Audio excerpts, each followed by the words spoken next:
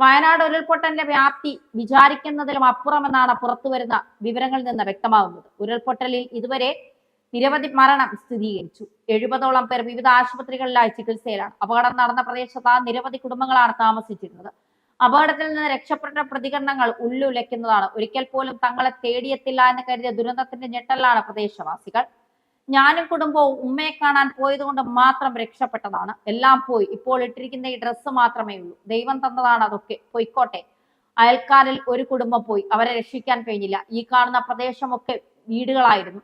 250ഓളം വീട് ഇതിന്റെ അടുത്തുണ്ട്. മരണസംഖ്യ എത്രയാണെന്ന് ഇപ്പോൾ പറയാൻ പറ്റില്ല. എന്റെ ഉമ്മാന്റെയും കുട്ടികളുടെ ഭാഗ്യം കൊണ്ടാണ് ഞങ്ങൾ ഇവിടെ നിന്ന് രക്ഷപ്പെട്ടത്. ഇവിടെ ഇങ്ങനെ ഒന്ന് സംഭവിക്കുമെന്ന് ഞങ്ങൾക്കാർക്കും അറിയില്ലായിരുന്നു. ഞങ്ങൾ അത്രയും വിശ്വാസമായിരുന്നു. ഈ വഴിയിലൊന്നും വെള്ളച്ചാല് പോലും ഇല്ലാത്തതാണ്. ഇവിടെ ഇങ്ങനെ ഒന്നും അല്ലായിരുന്നു. വളരെ സുന്ദരമായ സ്ഥലം, എല്ലാവരും തിങ്ങിപ്പാർക്കുന്ന സ്ഥലമാണിത്. ഞങ്ങളുടെ വിധി, അല്ലാതെ എന്ത് പറയാൻ എന്നാണ് നാട്ടുകാരിൽ പലരും പറയുന്നത്.